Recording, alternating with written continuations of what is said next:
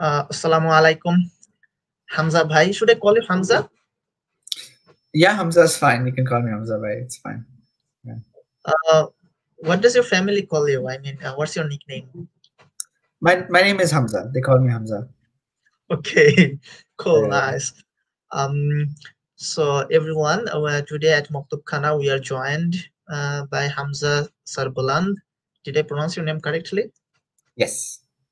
So Sarbuland, I am assuming it. Sar refers to head, and Buland means head held. So head held high, right? Sarbuland. Yes. Exactly. Okay. Exactly. I got it correct then. So today we are joined by Hamza Sarbuland Bhai from Melbourne, Australia, and I am Ishraq. I will be.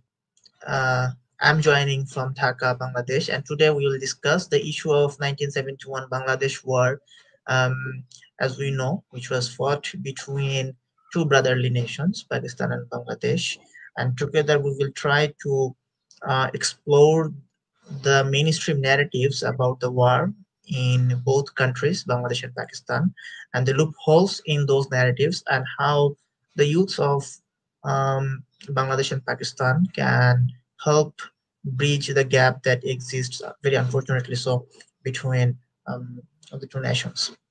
So, Hamza Bhai, would you like to start? Yes. Thank you very, very much, Ishraq bhai, for having me on the show.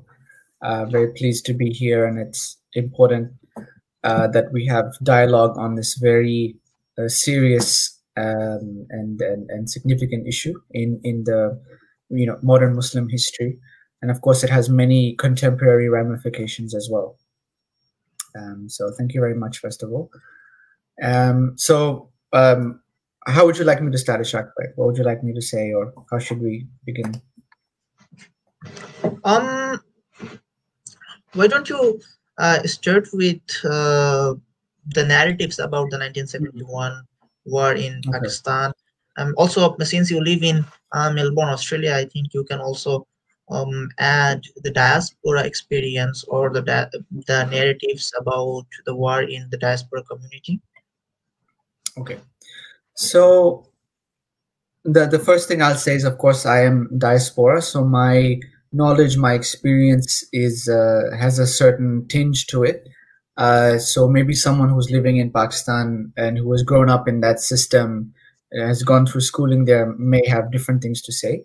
But I think the mainstream narrative in Pakistan is one of minimizing 1971. Not ignoring it, not forgetting it, but minimizing it.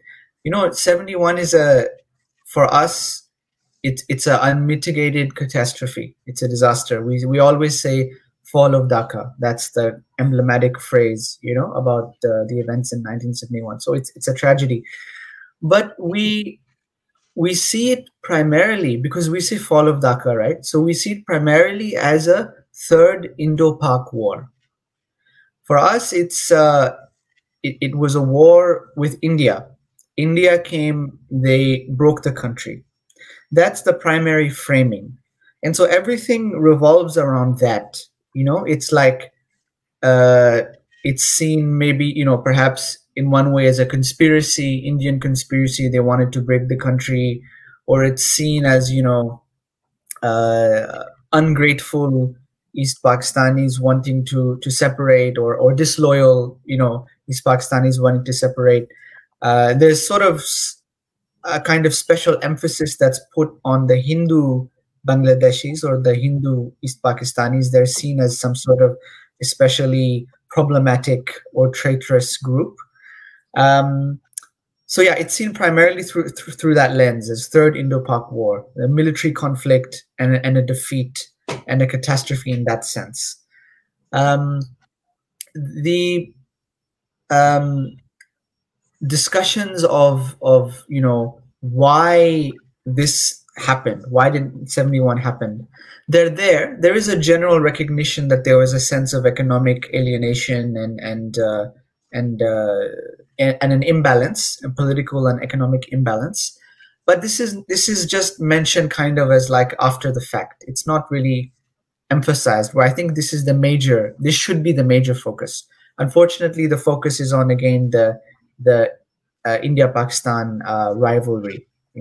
So we've our major events in our national historiography are like 47, of course, and then there's 65 war, and then we just kind of like skip over 71, and then that's it. So we have not really, as a nation, embarked on a mature process of national reflection and healing. I mean, we haven't even done that for 71, let alone, sorry, for 47, for partition, let alone 71. So the narrative is deeply problematic. It's focused more on the military thing. When it comes to the violence of 1971, and there was, of course, incredible violence, incredible wrongdoings that happened from all parties, and we can talk about this later specifically as well. The violence is in Pakistan itself. The violence is denied. The violence is downplayed. It's not focused on at all. There's no focus on that. And of course, for Bangladeshis, the whole experience was incredibly traumatic and incredibly violent. But there's no recognition of that. For diaspora, it's a very, very uncomfortable position to be, because of course diaspora is always told to be, to encouraged to strengthen their connection with the country. Diaspora is told to, love the country, love your motherland, blah blah blah. The Bangladeshi nationalist narrative is very strong, especially in the international sphere, and so often diaspora Pakistanis are quite overwhelmed by this narrative, and it's a source of deep shame and discomfort. But there's no critical. I don't think there's a questioning of that narrative. We just sort of accept it because it's in English, and B, it fits all the tropes and sensibilities of our modern age. So it's just sort of accepted, kind of uncritically, I think, in the diaspora for sure. So you're saying that the diaspora community has internalized the Bangladeshi nationalist or Bengali nationalist narrative about the 1971 war, right? Yes, I would say so, because there hasn't, from Pakistan, the Pakistani state or establishment, they haven't really put out a coherent international narrative about the issue. Okay. So there are internal narratives, but there's no coherent external narrative. So there's only sort of one story there, I think. And of course, young people are quite they're quite influenced by Instagram and all these new mediums, and it's only the Bengali nationalist narratives that are presented there, I think, generally speaking. So do you feel that there is a gap between the state-propelled narrative about the war in Pakistan and the narrative that exists within the society? For example, is it possible, or is it the case in Pakistan that at the societal level, the people feel differently about the war than the state, than the way that the state wants them to believe? To be honest, I don't think there is a difference. There is a general sense of tragedy and regret about what happened. There's there are feelings there amongst the populace that, oh, how could this happen? This shouldn't have happened. It was a tragedy. But I think we've all been trained or shaped to just sort of accept it and move on, And so again, it's not a big part of our national consciousness. It's something very marginalized, and it's like a footnote almost, I don't really see a big difference in the national narrative and the narrative of the populace. Do you sense that there is any shift that is taking place about in the narrative about the war, be it within the academic sphere of Pakistan or in the intelligentsia? There are conversations that are happening in the academic circles. There was, for example, a recent conference that was supposed to be held in Lums, which is a premier university, about 71, but it was mysteriously cancelled, but basically by the intelligence agencies and stuff. So there are some conversations, but they cannot happen properly. We have a very malfunctioning public sphere in Pakistan in basically every sense. So it's not just that we're not talking properly about 1971. Truth be told, we're not talking properly about anything, in a sort of mature and multifaceted way. So there are conversations. The thing is, and this is something, Sharkba, you've written a lot about, is that our elites are mostly of a particular ideological disposition. And consequently, our academic elite are also generally speaking of that same disposition. And this is a secular kind of Kemalist is a term that's used, secular Kemalist elite. So they often basically will accept the Bengali nationalist narrative, even, which is fascinating because it's a very defamatory narrative, and it puts obviously Pakistan in a bad light. But the reason they will accept it is because it serves, I think, in a very deep way, their own ideological objectives. As you know, a big rift in Pakistani identity or society or intelligentsia is that between kind of secular and religious. And this also kind of splits along language. English-speaking elites versus the Urdu-speaking or let's say, the Urdu-speaking, maybe Awam. Middle class or something, Awam or the middle class, yeah. So we have a big issue where conversations are happening in English and then conversations are happening in Urdu, but they're not really talking to each other. They're talking at each other, they're talking past each other, but they're not talking with each other. Okay. So English-speaking elites are saying something, and the Urdu middle class or the people who talk in Urdu who may be more religious or something, they're having different conversations, and they're not. Yeah, we have a big kind of gap. We have English language newspapers, we have Urdu language newspapers, and it's like different worlds. So there's no conversations happening, I think, and where they are happening, I think the Urdu speaking class is parroting the nationalist narrative, Pakistani nationalist narrative, and then the English class, state narrative, yes, and then the English speaking class is trying to be different, trying to be cool or whatever, and they're because they have their own kind of secular bias and agenda. And accepting the Bengali nationalist narrative or Bangladeshi nationalist narrative fits their agenda, and we can go into detail about what exactly that is as well. So yeah, it's fascinating that you mentioned about the religious secular binary or the distinction in Pakistani politics and how it relates to 1971 war. I think this is very much the case in Bangladesh as well. So you cannot possibly discuss about 1971 war without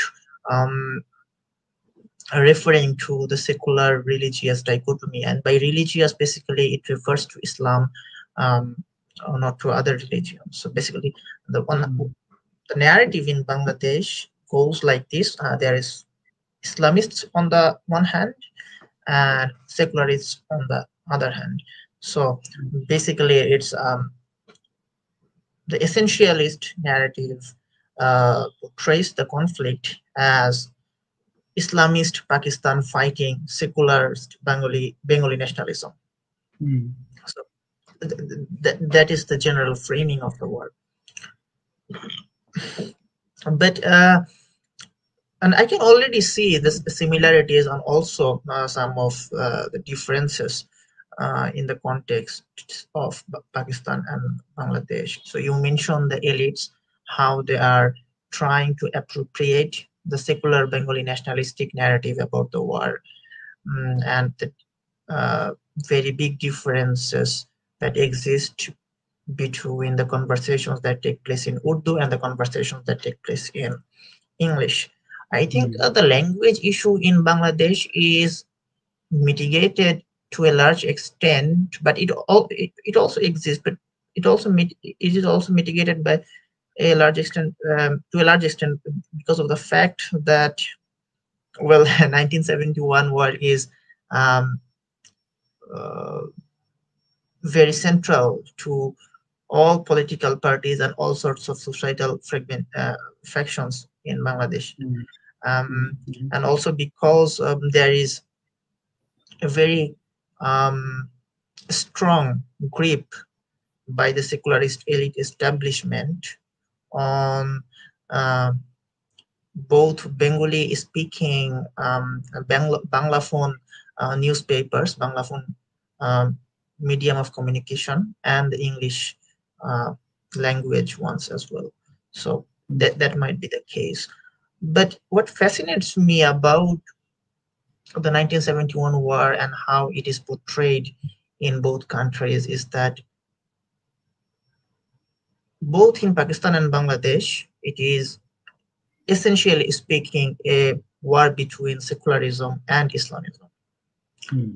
But if you look at the leaderships of these two countries at the time in 1971, you would see that very staunch secularists are on both ends. So no one would dare say that Yahya Khan, who led Pakistan during the war, was an Islamist. I mean, by no stretch of imagination you could argue that. And Sheikh Mujibur Rahman, who led Bangladesh's war struggle, and not only the war effort, but also the struggle for independence, and his party, Awami League, was basically the vehicle of secularist movement. So, but even then, it becomes a conflict between Islamism and secularism. I think we can talk a lot about the ignorance that exists in the minds of Pakistani population, the common Pakistani, average Pakistani, about the war. But I'm not sure, but it might be, it's my intuition that it might have a lot to do with their lack of access to information outside the ones that they get from the state. So this might be the case. And also, I think it has also something to do with their general suspicion of the secularist elite establishment, since they have appropriated the secular Bengali nationalistic narrative. I think it might be the case that the population is apprehensive of that narrative. Firstly, they are apprehensive of the secularist establishment, and because of that, they are apprehensive of the secularist Bengali nationalistic narrative about the war that these elites have appropriated. And because of that, they are also apprehensive about perhaps East Pakistanis, former East Pakistanis, Bangladeshis, Bengalis in general. So this is one possibility that we all sometimes overlook. These elites, Pakistani elites, secularist elites, have failed Pakistan as a state, failed Pakistanis as a nation, as a population, time and over again. So this might also be the case. I think what I would like to say is that in terms of unfortunately, the Pakistani populace's disinterest in 71, one reason is, of course, the geographical distance. So even though 71 was a dismembering of the nation and a huge tragedy, in terms of the actual physical, effect, if you like, on West Pakistanis, it was very minimal. Of course, you had about 100,000 soldiers and other people, prisoners of war, but that was it. There was sort of no major effect in West Pakistan.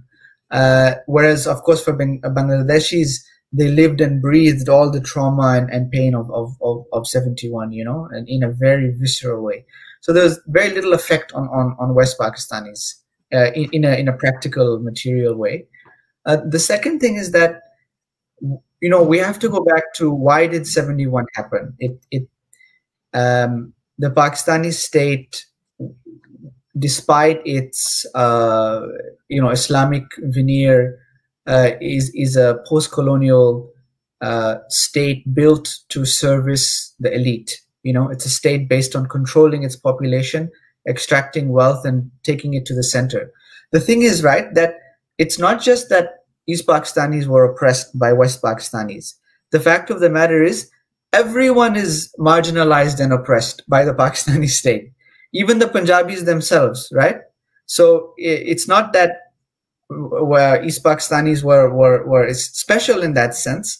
The Sindhis, the Balochis, the Pashtuns, the Punjabis, the South Punjabis, everyone was not really being benefited by a state that distributed economic resources in a meaningful way, that decentralized power.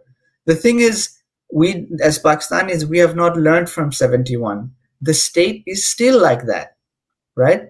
So any meaningful reflection on 71 means changing the structure of the state, the political and economic structure of the Pakistani state.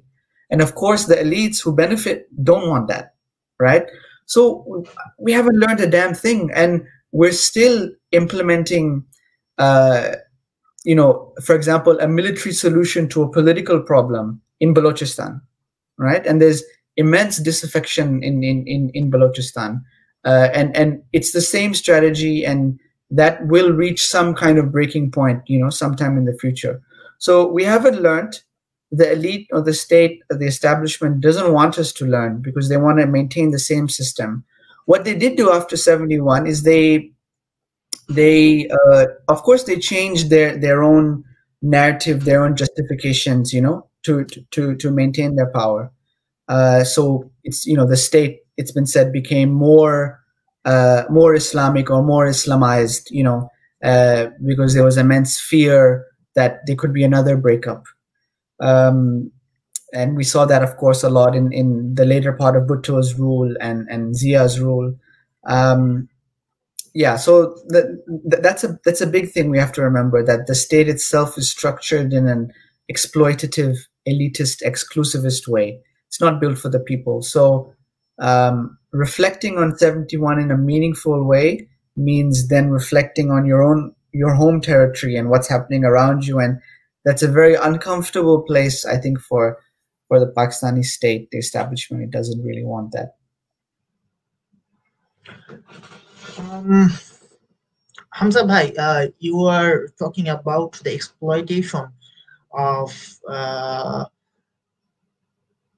You were saying your argument is that both West Pakistanis and Pakistanis were exploited by the elites because it was a post-colonial system, a post-colonial country that came into being after the end of the British colonial rule, and it also had to deal with all the problems that are generally associated with any post-colonial state. But I think on the part of Bangladeshis, we also have to come to terms with the reality, I would argue, that the starting position of East Pakistan and West Pakistan were vastly different. So if we look at the state of West Pakistan, it was already a very advanced, in a very advanced position with regard to the military establishment, the economic hubs, and the economic, socio-economic pattern, and so on. But East Pakistan basically was not even a province itself. So in West Pakistan, you had like 6 provinces, fully fledged, functioning as provinces. East Pakistan, on the other hand, yes, it obviously contained 56% of the Pakistani population, but it also was the most underdeveloped province of Pakistan at the very beginning. I mean, in 1947, after the state of Pakistan was formed, right after that. So Bangla, the province of Bangla, which is in colonial English called Bengal, it was obviously a major center, and once the capital of British Raj in India.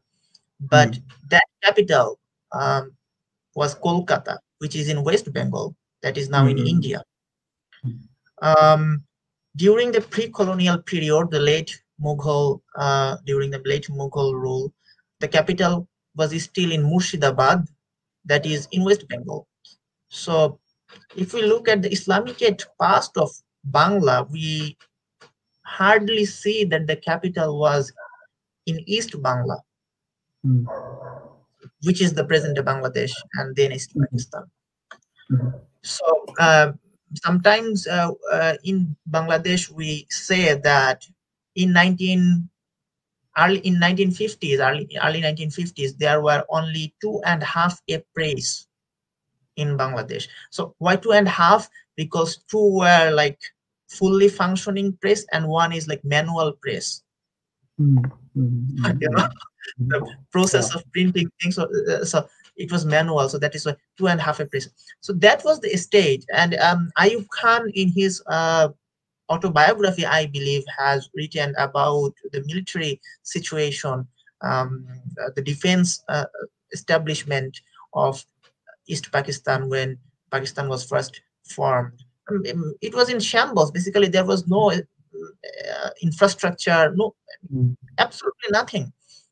And East Pakistan also did not get anything, in fact, from the partition, from the entirety of Bangla province, so Bengal province.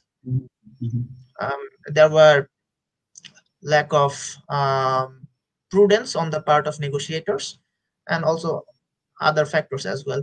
And also it has been helped by the fact that the Pakistani elites, those who came to the power after the independence of Pakistan, they were mostly from the North Indian region of Punjab.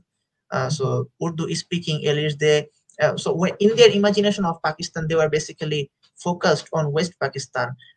So sacrifices were continuously being made on the eastern flank of Pakistan to benefit western flank. So this is also one contributing factor that we must not mention. So when we talk about exploitation, we talk about relative deprivation and so on. We also have to keep in mind that these two flanks of Pakistan started from very different points of departure. So, I mean, if you say, okay, Pakistan was this Pakistani city had a very glamorous outlook. On the other hand, Dhaka was still in the Middle Ages. That might be very true, but it doesn't necessarily point to the fact that Pakistani state was discriminating against Dhaka. It might be the case that, well, Dhaka was never on par with Karachi. I mean, historically speaking. So it might also be the case. So we also have to explore that.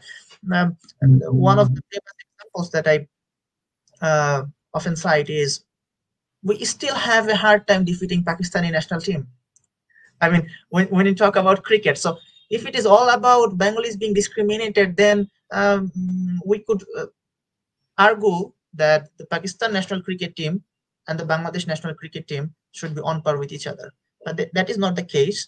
And I ask those ultra-nationalistic Bengali friends of mine, so if we are still a united country, like both flanks of Pakistan, if the tragic events of 1971 hadn't happened, the genocide or the massacres did not take place, and we were still the same nation,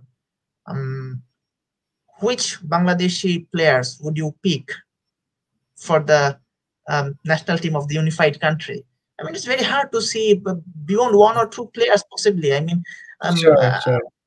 citing the stats like Imamul Haq, who averages almost 50 in ODIs. Even his place in the team is not sure. And here in Bangladesh, if you average like 40, that's huge. So right.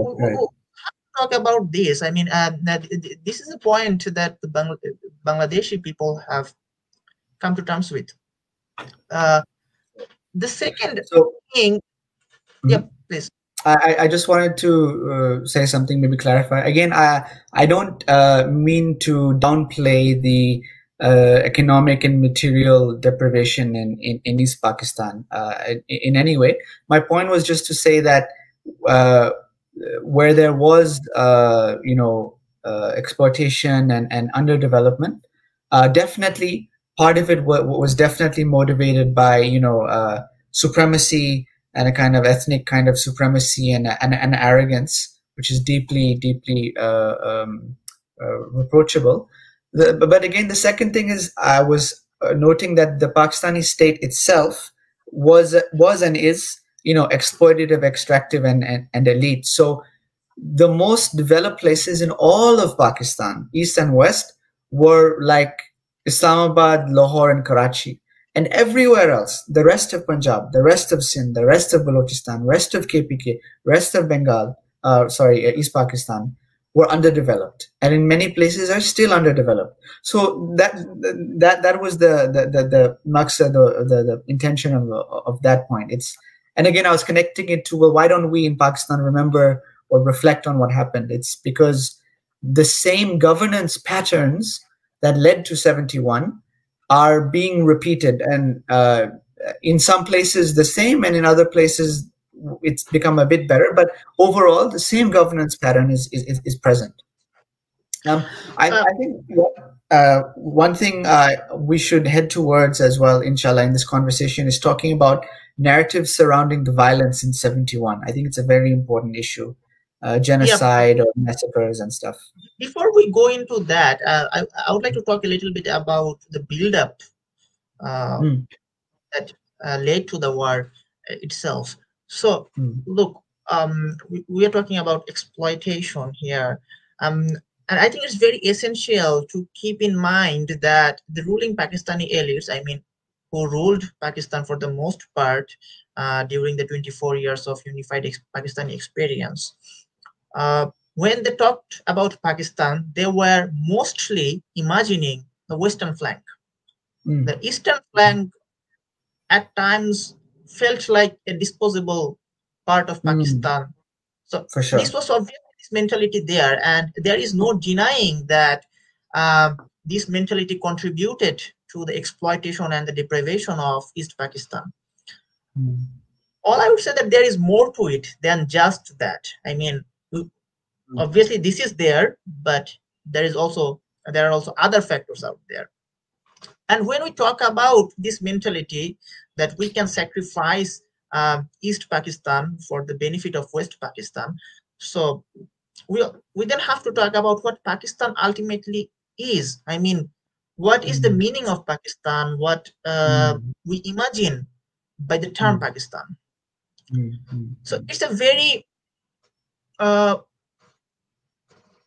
when the Pakistan movement came into being in 1930s and gained pace in 1940s, Pakistan was meant to be a homeland for Muslims in South Asia. And Muslims in South Asia, the Bengalis were a big part of it. I mean, obviously, unless you think that Bangladesh exists outside of South Asia. But unfortunately, for various reasons, Pakistani elites always deemed the Bengalis lesser Muslims. And I think it has contributed vastly to the tragic events of 1971. And this pattern is still being seen in the Pakistani Pakistani narratives in various forms. And I think we should touch upon that before we go into the violence issue, which is also related. But this narrative is now that Bengalis are lesser Muslims, they are Hinduist Muslims, their commitment to Islam is somewhat fragile, somewhat, questionable. This is now being repeated not by the state of Pakistan most profoundly. It might be the case, the general population who has subscribed to the state narrative of Pakistan about the war and about Bangladesh. I think that might be the case as well. But it is most profoundly found in the literature, in the writings, in the articulations of the intelligentsia, Pakistani intelligentsia, who are supposedly sympathetic to Bengalis to the Bengali cause. Look, how it plays out is, I always, this is one of the favorite examples that I use. Firoz Khan Noon, he was the governor of East Pakistan once upon a time, and his wife established a girls' school in Dhaka, which is now one of the elite most institutions for girls' education up to the higher secondary stage. Firoz Khan Noon in Pakistani National Parliament once said that Bengali Muslim boys did not practice circumcision, because in his imagination that Bengalis were lesser Muslims, they were Hinduized Muslims, their culture was similar to the of Hindus, and so that is why he probably imagined that Bengali Muslim parents do not practice this for their sons. So a Bengali Muslim parliamentarian was present at parliament at that time, and he replied in a very joking manner, "Perhaps Mrs. Noon has given you the wrong information." So that is what she said. What he said. That's very clever. Wow. This is widely reported. I mean, this incident is widely reported in Bangladeshi intellectual and public discourse. Intellectual. So it gives you an insight into the psyche of the ruling Pakistani elite. And look, when the war broke out, it was always told, I mean, the Pakistani ruling elites, the state of Pakistan, the likes of drunkard Yahya, told the general population that this is a war for Islam, which is war for Islam, which is led by the state of Pakistan against Hindus, against these lesser Muslims, that is the Bengalis. And the conspirators who have hashed up this plan of breaking up Pakistan alongside their Indian partners. So, and then the violence ensued.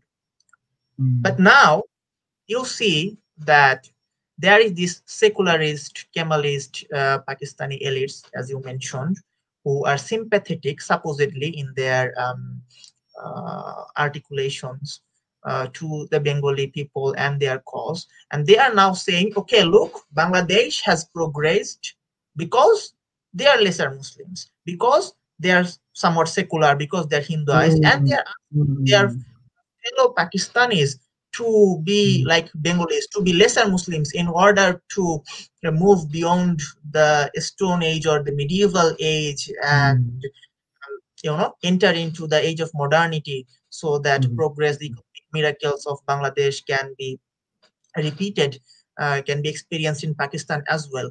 So this is a very important shift. So the same attitude that led to the war of 1971, that led to the massacre of Bengalis by the Pakistani military in 1971, is still being marshaled by a supposedly sympathetic Pakistani intelligentsia to further a very different goal.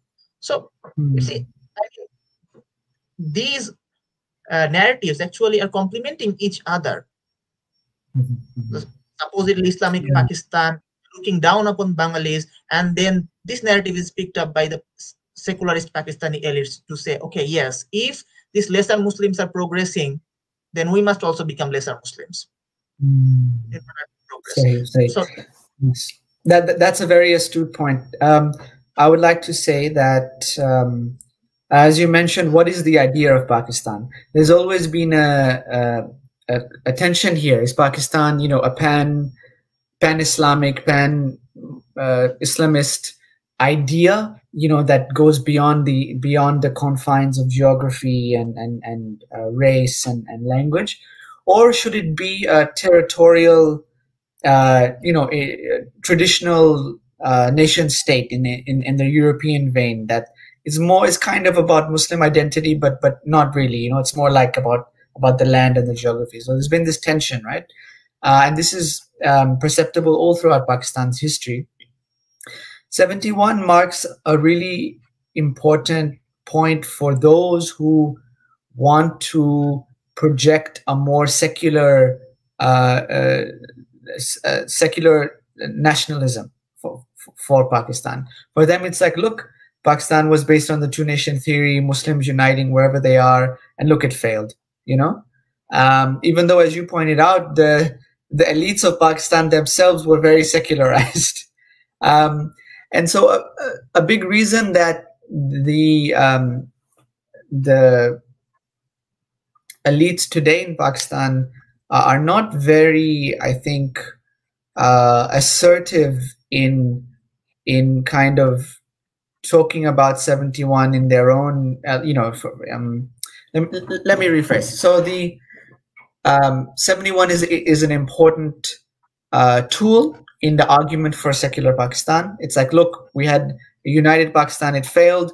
Now we need to, and as you said, the Bangladeshis have gotten ahead and they've secularized and blah blah blah. And, you know, hi, let me interrupt you for a moment. It is actually a very humiliating and insulting for us Bangladeshis and us Bangladesh, because the argument is that, well, Bengalis are lesser Muslims, they are Hinduized Muslims, their culture is not actually true Islamic culture. So in order to live together with these Bengalis, we actually had to have secularized Pakistan, which we failed to do, and that is why 1971 happened. So basically, it is actually the reconfirmation of lack of Muslimness on the part of Bengalis. And I think if you tell any average Bangladeshi that you are any less Muslim than a Muslim living in Karachi or Lahore, I think he will take deep offense. There is no pan-Islamic movement in South Asia or in the world at large in which Bengalis have not participated. So the very question you should ask, or we should ask, is where the Muslim League, which led the movement for Pakistan, led the movement of the Pakistan movement, was formed. The answer is Dhaka, which is in East Bengal, which is in Bangladesh. So it is impossible to deny the Islamic past and the Islamic identity of Bengalis of Bangladesh. It is also troubling and humiliating for us because our experience with Hindutva, our experience with Indology. So Indology says that Muslims and Islam are external to South Asia. The sanctity of South Asia, the Hindu, the Bharat Barsha, was first violated with the arrival of Islam. And as Bengali Muslims, we have always had to contend and struggle and fight, resist the idea that Muslim and Islam are external to the land of Bangla, to Bengal, in particular, South Asia in general. So if you look at our history, you would see that we have always had this very intense battle between Hindu caste, upper caste people, and the common people of Bangladesh. So basically, we have to ask, why did the people of Bangladesh, why did the Bengalis join the Pakistan movement in the first place?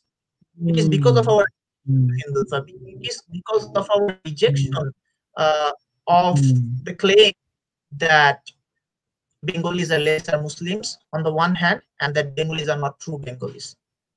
So if we look at our history, you see that Hindu elites, Hindu writers, authors, poets, and so on, they have always tried to project Bengali Muslims as non-Bengalis.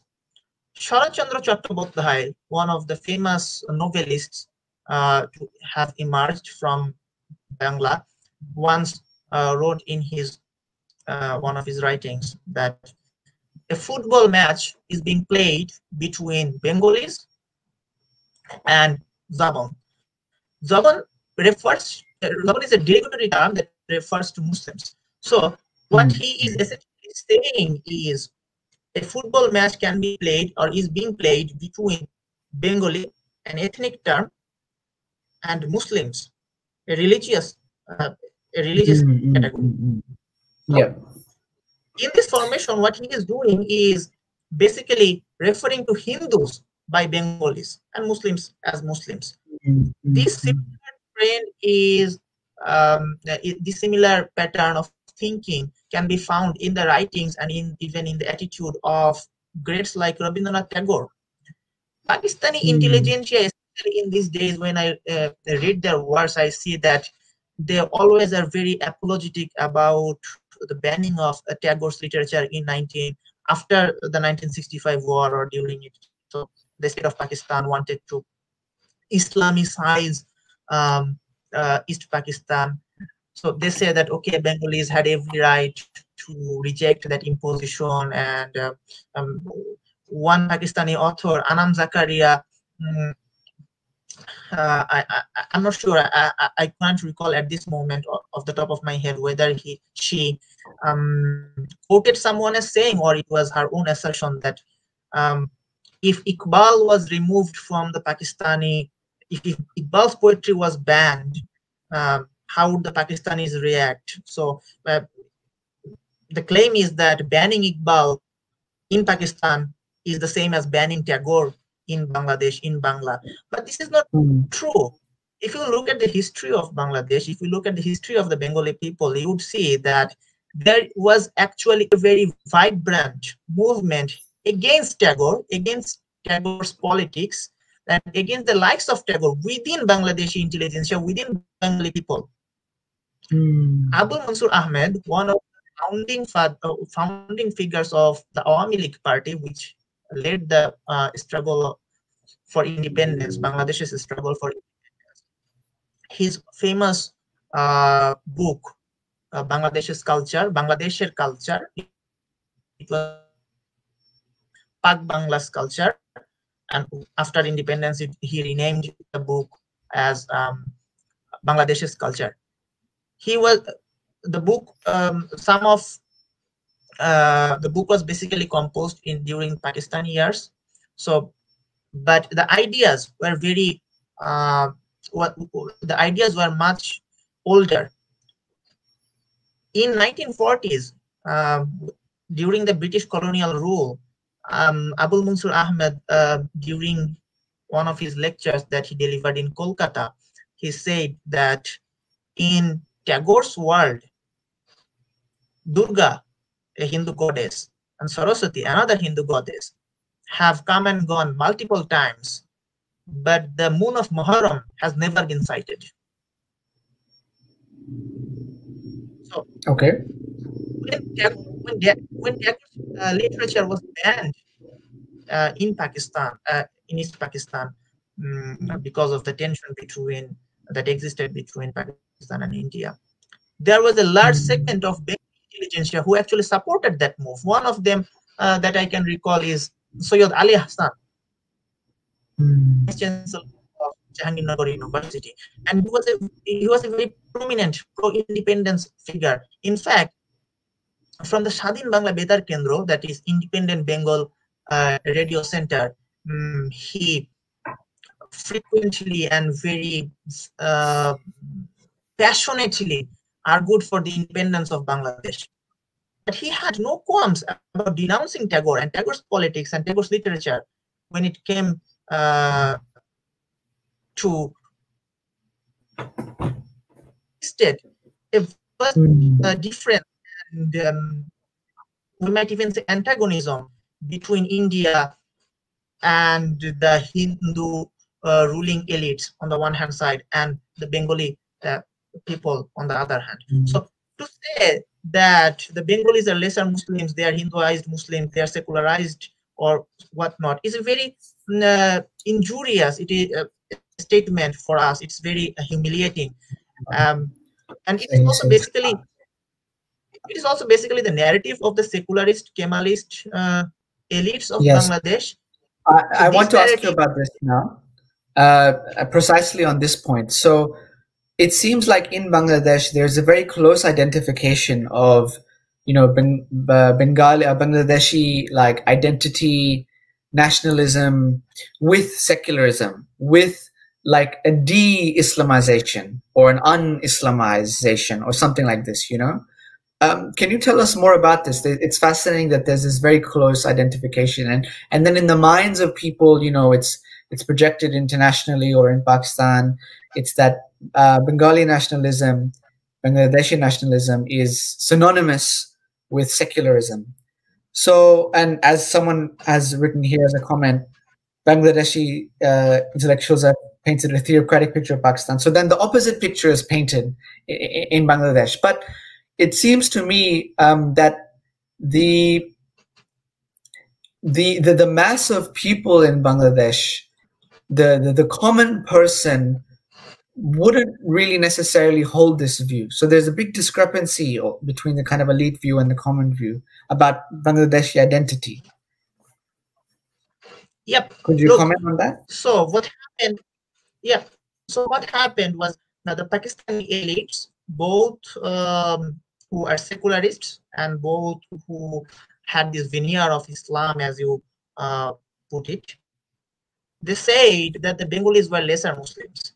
And this very notion was picked up by Kemalist, secularist Bengali elites, who then went on to project, articulate a vision of nationalism by excluding Bangladesh's Islamic past. So it was the continuation of Hindu nationalism, Hindu Bengali nationalism, that said Islam and Muslims are external to South Asia in general and Bangla in particular. So they might be Muslim in their private life, in their somewhat very cultural sense, but then again, what this culture means is simply do not have the opportunity to delve deeper into this issue. But what ultimately Bengali basically means being Hindu. So the idea of Bengali is the same as the idea of Hindu. So you see, the Pakistani elites and the Bangladeshi elites are actually helping each other by borrowing from each other's narrative. Some of the Bengali elites are very much insistent on continuing the legacy of Tagore, which was actually rejected by the Bangladeshi population, rejected by most Bangladeshi politicians at 1947. Wow, wow. You see, I don't know this. I was always under the assumption that Tagore is a cherished and a central part of Bangladeshi national identity. But it doesn't seem to be that organic. Can you hear me? I think Ishraq Bhai might have cut out. His connection has been a bit weak for a while. Bear with us.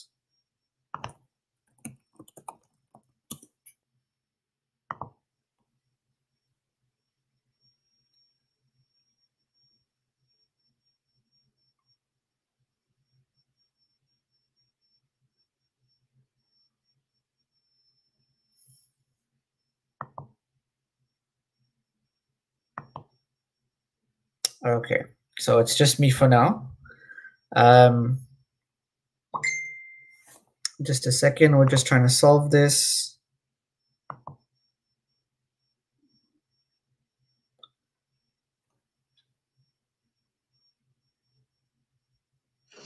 Sorry for the delay. I mean, oh no, you're back. Okay. Yeah. So as I was saying, I was just making a point. I said that what you're saying about Tagore is fascinating because I always assumed, or it's sort of been projected onto me, that Tagore is a very integral and organic part of Bangladeshi identity. But from the way you're putting it, it's a kind of in politics and society. He's a very divisive figure. So wow. In 1905, so this is the thing, Ishraq Bhai. It's the international image of Bangladeshi nationalism, or the image we receive in Pakistan, is very. It's the narrative of one part of Bangladeshi society that is sort of imposed on the rest of the society. Very tiny yet vocal part. So they have the resources at their disposal. They have these connections. They have these access to media, so they can have their views propagated at the international level. So look, this is not a very novel idea. This is not a very novel claim that I am making. If you look at the history of nationalism, so who speaks for the nation. This is a very poignant theme for scholars to explore, and all over the world in the European during the formative years of nationalism and so on, we always see that nations, the face of nations, those who speak or those who claim to speak for the nation are basically a very tiny portion of the nation and the middle class bourgeois elites. So they are basically making the claim for the whole nation, and it might very well be the case that the nation is actually wanting to go to a very different direction. And this, I would argue, is the case in the context of Bangladesh. So if you look at the history of Bangladesh, in 1905, during the British colonial period, the Bengal province, Bangla, was divided because the East Bangla, which was predominantly Muslim, was being deprived. So deprivation argument is not a novel one. It did not come up just during the Pakistani period. It was, that Bangladesh was a backwater has been the central theme of Bangladeshi politics throughout the 20th century. So Bengal was divided so as to make the living conditions of Muslims better. But the Tagore and others vehemently opposed this idea. So they called for the unity of Bengal. So basically, in the name of unity of Bengal, they were trying to uphold their privilege. And remember, Tagore was a landlord himself. He lived in his house was in Kolkata, but the landlordship that he enjoyed was in East Bangla, that is present-day Bangladesh. Right.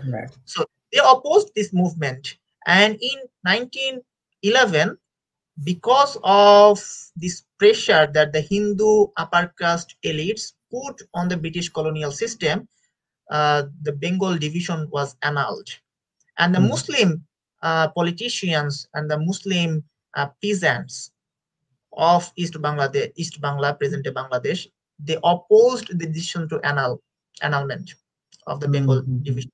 And I think the Muslim League was founded shortly thereafter. Yes. In 1906. So you see, so the articulation of secular Bengali nationalism never resonates with the common people of Bangladesh. In fact, I argue that this secular Bengali nationalism is a nationalism that is against the nation. If we look at the contemporary politics of Bangladesh today, the fault line of politics is between secularism and Islamism, so to speak. So if secular Bengali nationalism was the nationalism that is subscribed by the entirety of the nation, then this couldn't possibly have been true, that the fault line is between secularism and Islamism. In fact, many secularists in Bangladesh in 2013 have argued, prominent secularists have argued, that the democracy be shelved to protect and safeguard secularism. So that means secularism is not even the democratic choice. I mean, the majority would never vote for it. So it is so contentious, and it is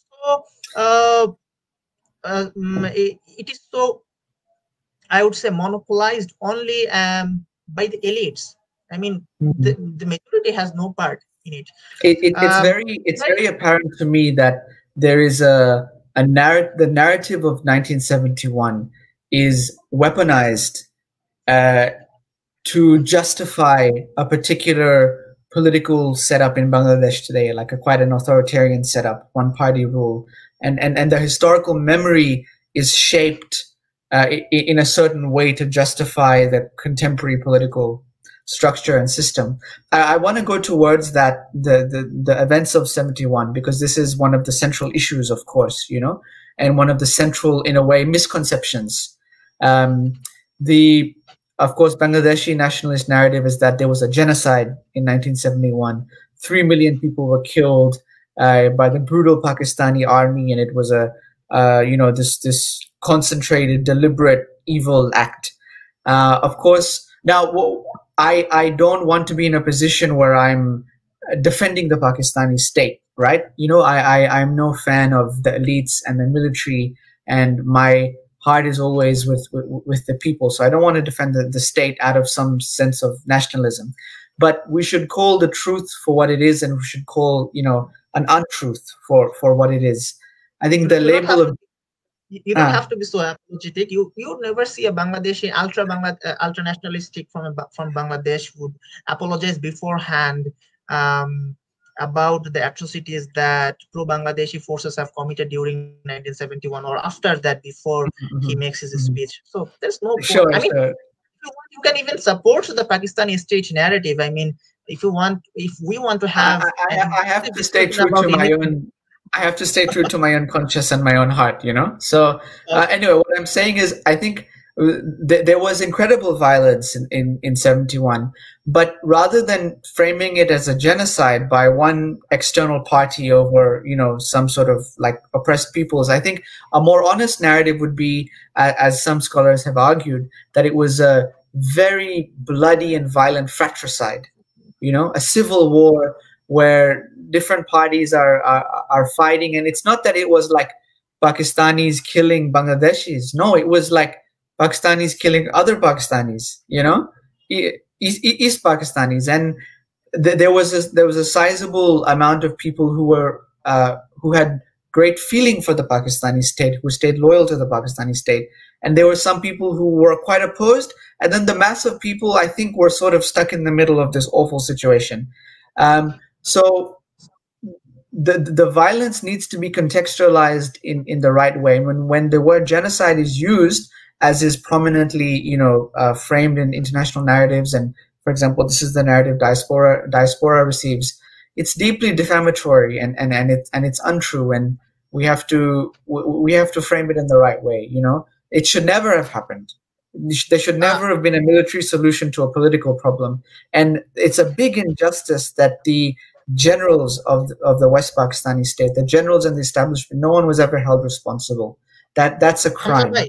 You were talking about the parties involved in the 1971 war. I think there is a problem how we frame it.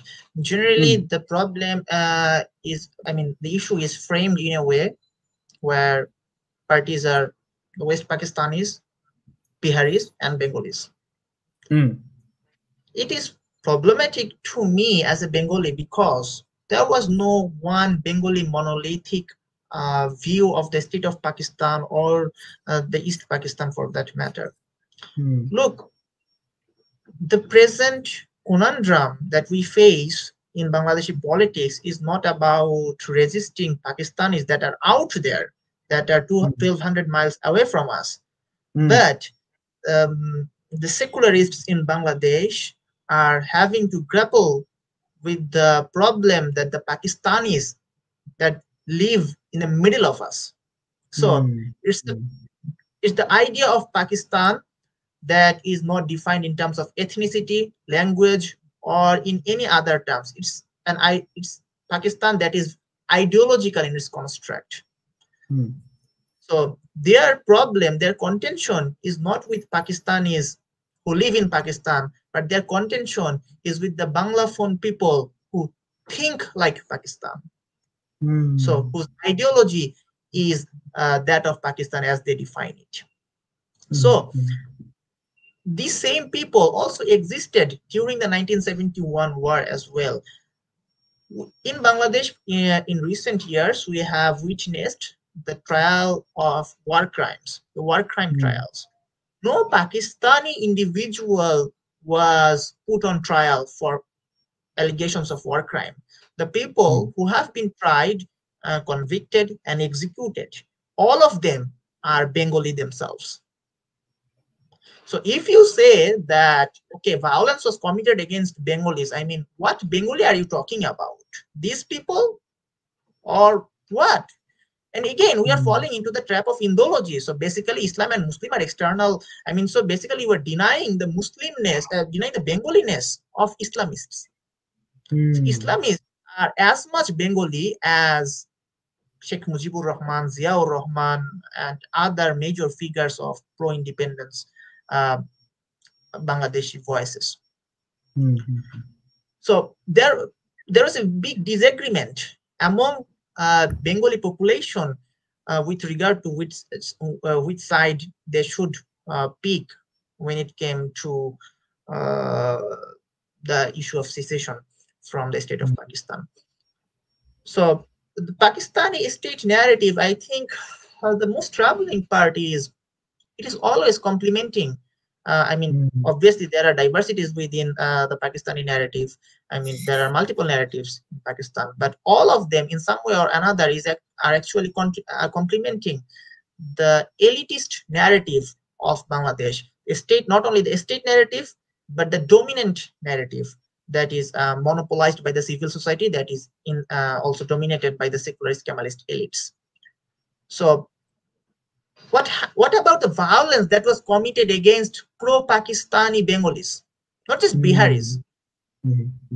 I mean, have we ever entertained the idea that the pro-Pakistani Bengalis could also have been subject to violence? I mean, whether or not it has been committed, it has been done, it has been experienced, is another issue altogether. How would we even know that it is false or correct, even if we do not entertain this possibility? I mean, we are rejecting a priori this possibility. Absolutely. And yeah, the striking thing about the Bangladeshi nationalist narrative is that nothing about Biharis, no acknowledgement of what happened, and it's a very black and white situation. But when we recognize the ambiguities and complexities, like the position of pro-Pakistani Bengalis or the Bihari population, we'll realize that it's not so black and white, and it's a very, very, very dubious and unfortunate situation. And again, the Pakistani state's decision or to escalate things in the way they did, in March 71 is led to all of this in many ways. But it was not definitely no deliberate, I think, campaign to mass slaughter and kill. That goes beyond logic. I think Shamila Bose in her book, she says that if there was a deliberate campaign to kill Bangladeshis, a genocidal campaign, if you do the math, that if there were 93,000 Pakistani soldiers, they weren't even that many, a lot of them were auxiliary staff. If there were 60,000 Pakistani soldiers, it's physically not possible for each one of those soldiers to kill as many people as is claimed. Like they would have to have been working 24/7, and they would have needed 10 years or something. She has this brilliant calculation in her book. So it's an illogical argument. Hamza bhai, I must stop you at this point because we are already entering into troubled waters, which can get into trouble. So this already gives you a picture of the state of Bangladesh and how the issue of 1971 is marshaled into. Let's talk about how the Pakistani state has really let down the Biharis and the pro-Pakistani Bengalis. That's a really important issue because it's still relevant to this day.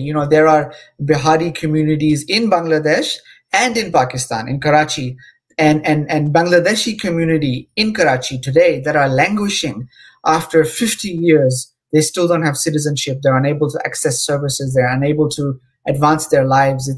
It's such a damn shame. It's disgusting. It's abhorrent that not only did the Pakistani state, do the things that led up to 71, but afterwards they have left behind the people who should have been helped the most at the very least. And yeah, this is one of the important aspects about the 1971 war that is seldom, if at all, talked about in the scholarly literature or in public discourse. Imran Khan, when Imran Khan came into governance in 2018, one of the first things he says, and it was a beautiful statement, he said that we must give the Biharis and the Rohingya and the Bangladeshis, the Afghan refugees. These are four major refugee communities in Pakistan. The ones who have been here for decades, we should give them citizenship. And Biharis and Bangladeshis and Rohingyas and Afghans, they were having celebration rallies, in Pakistan, most notably in Karachi, thanking the Prime Minister for his foresight. What happened was, unfortunately, one man can have a good idea, Imran Khan can have a good idea, but if the establishment doesn't want it, and if the populace is not interested, the idea will fall by the wayside. So very quickly, Imran Khan said this, but the establishment, I think, were really against it. They were not interested in this move for various reasons, and it just sort of disappeared. But yeah, it's very seldom mentioned. But that was one instance actually where Right. Imran Khan did a really positive thing. Even in this instance, I find a problem. So obviously, this is a noble sentiment, and I do not think there was any malign intent behind Imran Khan's move. I am not the one to judge his intention. Only Allah can do that. But look, from your articulation, I can already see that his intention behind giving, not intention, but the reasoning behind giving these populations, these people's Pakistani citizenship was the fact that they had lived in Pakistan for such a long period. But look, the foundational logic of Pakistan was to have a homeland for Muslims in South Asia. So this should transcend any ethnic, geographical, linguistic, or any sorts of other boundaries.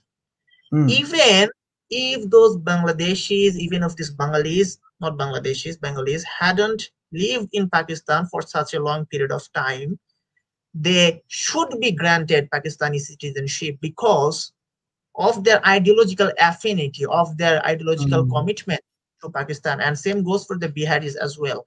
Look, this problem with Pakistan is because they have always imagined the state of Pakistan in territorial terms, in geographical terms, in ethno-linguistic terms. All of them are very secular. I mean, obviously there are secular concepts, but the idea of Pakistan is an idea that is ummatic in nature. Exactly. It's a radical idea. It has such radical promise, and that's why I feel some kind of affinity to Pakistan. It's such a radical promise that actually everyone can be Pakistani. Every Muslim can be a Pakistani. Technically, it doesn't make sense to restrict it to geography. Even if not Muslims in Europe, at least Muslims in South Asia, he or she is Sri Lankan, or originating from Sri Lanka, or originating from Maldives, originating from Afghanistan, Bangladesh, Myanmar. I think they should be granted Pakistani citizenship, regardless of whether he or she has ever been to Pakistan. I mean, it's a very radical and, as you said, ummatic sentiment. And I think going forward into the future, we've talked a lot about the past. When we look at the Muslim world going into the future, the point I was trying to make with this argument was that we cannot conceptualize the plight that the Biharis and the pro-Pakistani Bengalis have had to endure without understanding the promise of Pakistan. So, look, it's a betrayal of the promise of Pakistan to not give these people citizenship, at the very least. The pro-Pakistani Bengalis. So, what affinity did they have with the state of Pakistan aside the ideological or religious attachment? Simply none. In many cases, they took up arms against their fellow community members. Yes, they were very large in numbers, a lot of them. In fact, it was so polarized that we could probably see that half of the country was in this side and half of the country on the other side. But in the end, it was a fratricidal war conflict. But how do you treat them? how do you understand their commitment, and how do you understand their motivations behind joining the conflict on this side of um, the spectrum, without understanding how they conceived Pakistan? This is also the reason why the state of Pakistan has never been willing to help them after the end of the 1971 conflict. So the pro-Pakistani Bengalis were never aided because they were not seen as a responsibility of the state, because they were not in Pakistan. They probably did never go to the territorial space that we now call Pakistan. So the state basically washed it of its hand. The state of Pakistan washed off its hand. And look, the 1971 issue in the Pakistani state narrative, the Bihari genocide issue is often brought up in a way that is instrumentalized to defend the state, defend the establishment from the allegations that the Bangladeshi state and the Bangladeshi secularist intelligentsia are making. But it is never used to launch an offensive. So there's a big difference. The Bangladeshi state and the Bangladeshi intelligentsia make use of the 1971 war and the events that transpired during the war to launch an offensive against Pakistan, against the very ideology undergirding the state of Pakistan. But the Pakistan only mentions the Bihari issue to defend itself, but never to go after the narrative that the Bangladeshi secularist intelligentsia are promoting.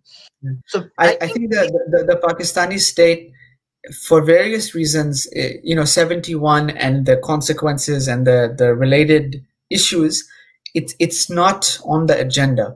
For them, the biggest thing, is Kashmir in terms of international geopolitics. It's Kashmir, and it's maintaining a connection with China, and it's India, and of course Afghanistan until very recently. These are the things on the agenda. Unfortunately, 71 and the Biharis and stuff is not a priority for material, for practical, for historical reasons. I think that's to contextualize the motivations. I would argue that the failure of the state of Pakistan lies not in their inability to treat Bengalis better during the 24 years of unified Pakistani experience. Obviously, it is a failure, but it is not the most profound manifestation of its failure. But the most profound manifestation of its failure is to protect pro-Pakistani Bengalis, their rights after the fall of Dhaka and the Biharis. So it is where the state of Pakistan basically says that it has backtracked, very explicitly shows to the world that it has backtracked on the promise of Pakistan. It is no longer responsible for what happens to the Muslims in South Asia. Even in Bangladesh today, contemporary Bangladesh, we always hear the calls that go back to Pakistan. So the people who have never been to Pakistan, who have never visited Pakistan, they are called to go back to Pakistan.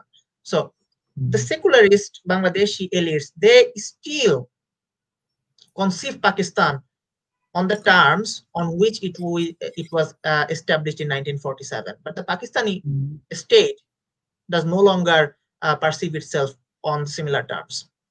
So it's complex, Ishraq Bhai. It does and it doesn't. So it's not, Islamism or Islam is a very powerful force in Pakistan. There's definitely a lot of sentiment, and it's not like in Bangladesh where you have a kind of secular elite and you have a Muslim awam or people. In Pakistan, it's more enmeshed than that.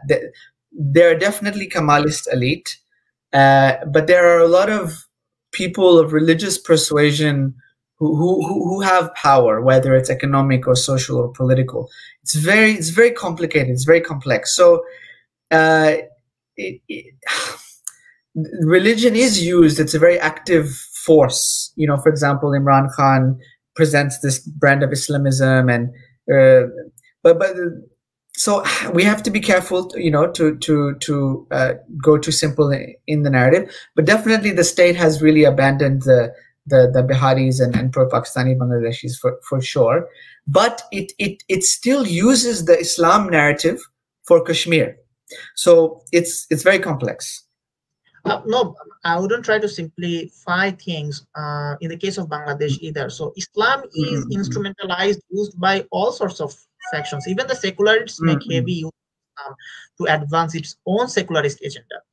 So even in Bangladesh, you see secularist political parties, secularist political figures, public figures engaging with Islamist leaders, Islamist parties, Islamist societal and political forces to further their own goals. So, yes, the complexity is still there, but we can see it is obviously the case of painting with a bit thick brush, but in the end we have to we have to come up with some sort of way to navigate this very messy picture. But you see, the Pakistani state has actually never put any diplomatic effort into establishing the case for Biharis, for pro-Pakistani Bengalis. In Bangladesh, the war crime issue is so intense, and I don't think it is in the Pakistan's best interest to neglect the issue. The only reason I can think of behind their neglect of the 1971 issue, behind their neglect of the plights of Biharis and pro-Pakistani Bengalis, is because they are not actually committed to this to the promise of Pakistan itself. I mean, it has been a very nice idea to ask Pakistani elites if they still believe in the two-nation theory. You might actually find out that they do not. I mean, Parvez Bhutto, one of the Pakistani public intellectuals, has emerged as Pakistan's one of the public intellectuals. I saw one of his tweets where he explicitly said that Pakistanis were actually Indians, and implicit is that Islam is the evil force that actually divided the peoples of Pakistan and India. We should actually be unified with India and so on. We often say, even in the Pakistani population, they use the word partition to mark the independence of Pakistan, but never the independence. I think partition should be used only those who think that, or who subscribe to the Indological vision for South Asia. It depends on who is telling the story. So the more religious people or the state narrative will say, Yom-e-Azadi, Freedom Day, Independence Day, and then the seculars will say partition. So it depends on who is telling the story. And you make an interesting point. Do the elites still believe in the two-nation theory in the Pakistan project? Probably not. Again, I think the elites are like anti-people. For them it's about maintenance of their power, and Pakistan can go to hell. It can be anything. It can be in any place. It can be in any time. It can have any name. It's about the maintenance of this power structure where they benefit and they enrich themselves.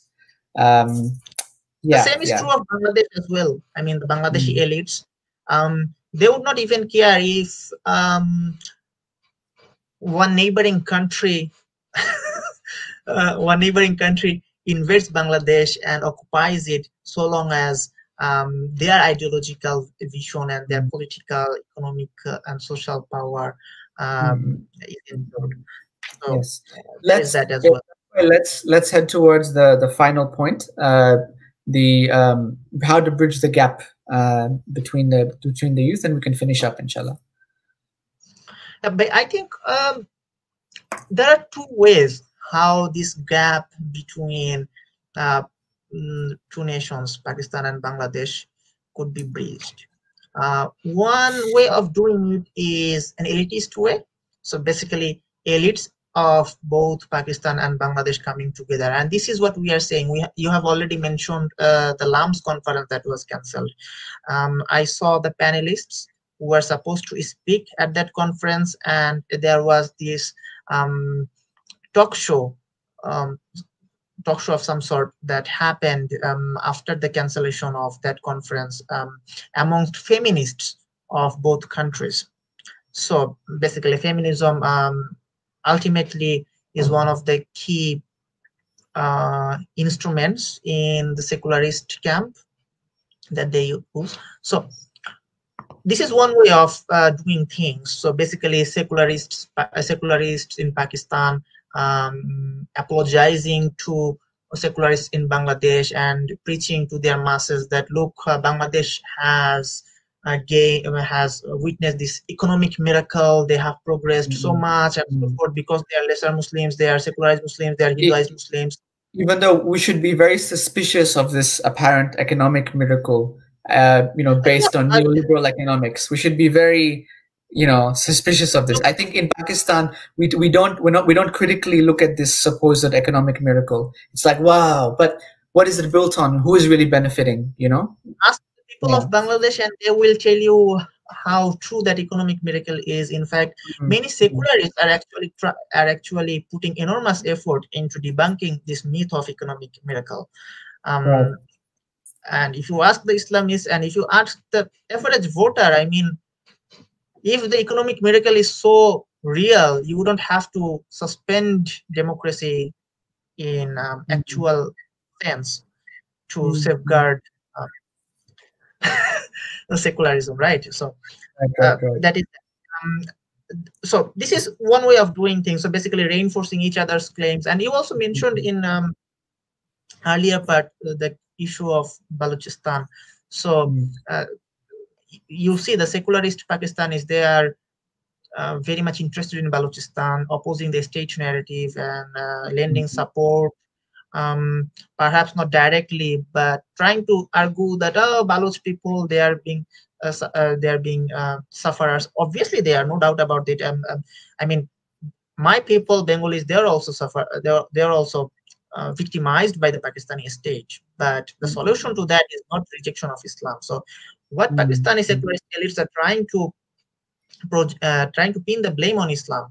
So, and they are borrowing the case of Bangladesh and instrumentalizing that in towards that end.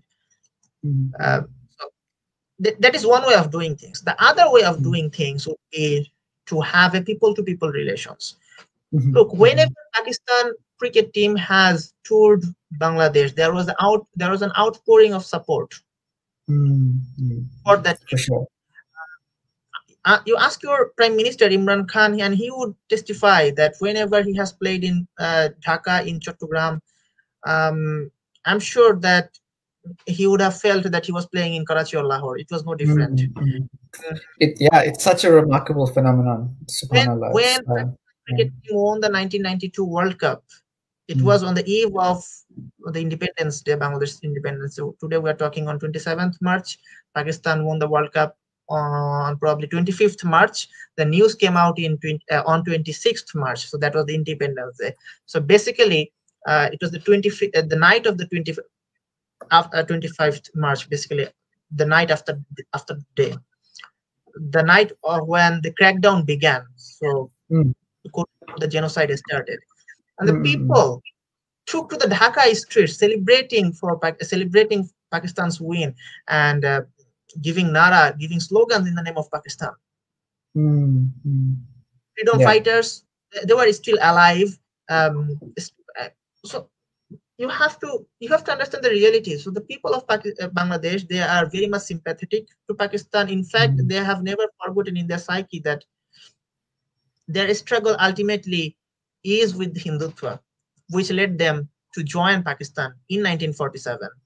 But it is the reality that Pakistan is often lost on the Pakistani people, the state of Pakistan, and obviously on the secularist Pakistanis.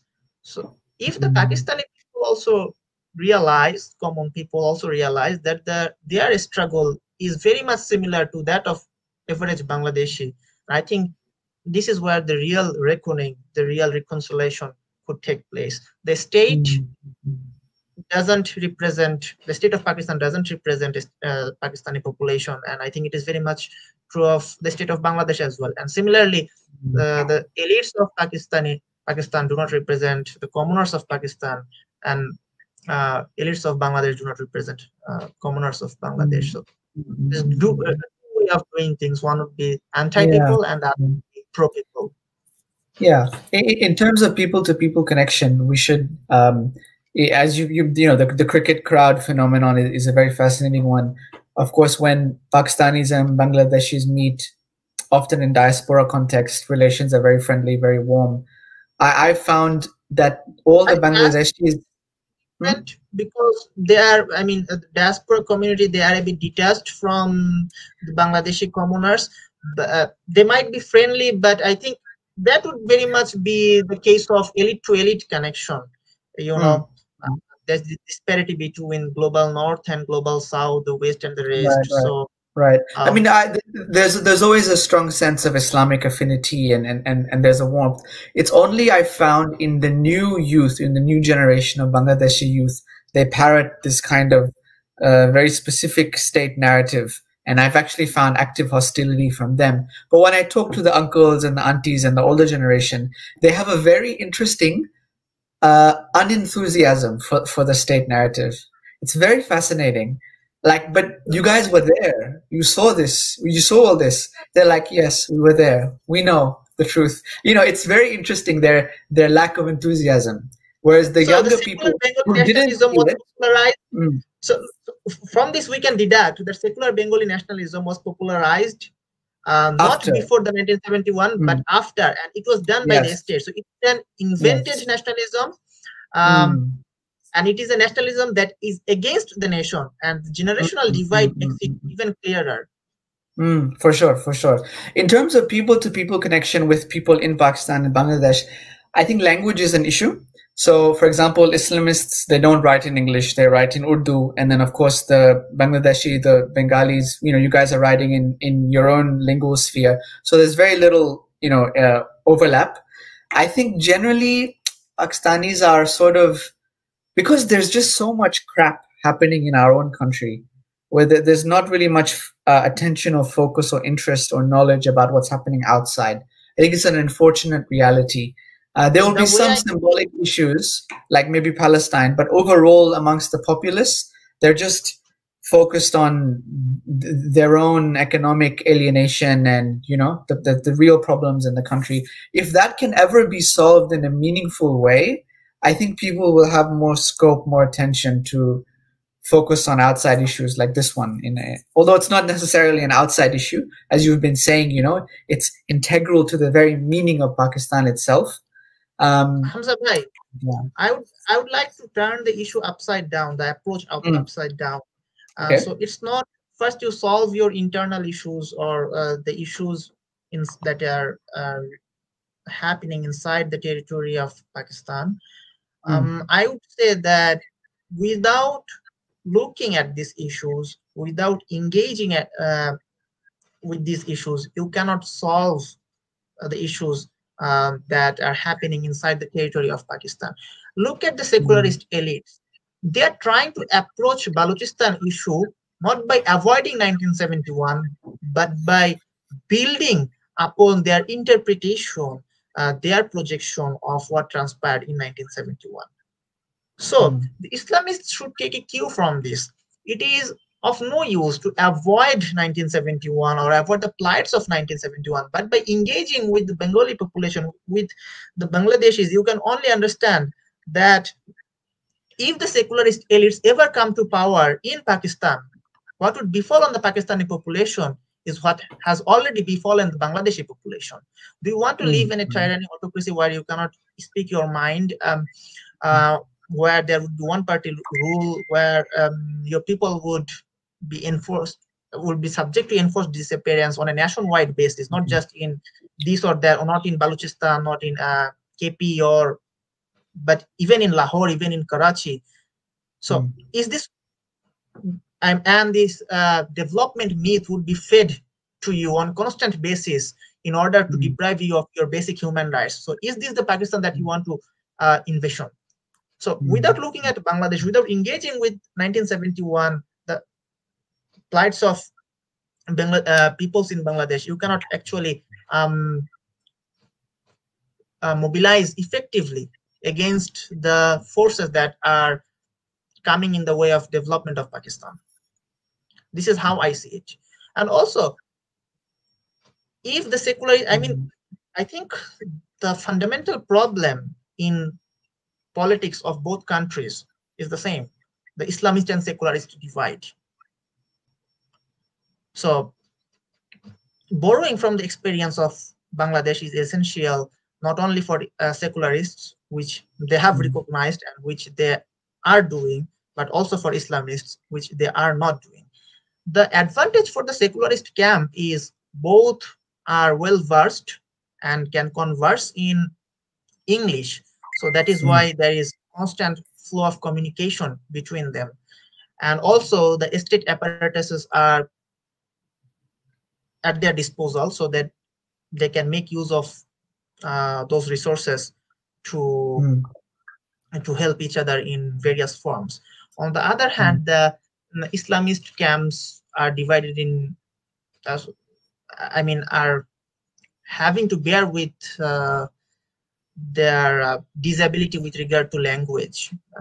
So the language barrier is there.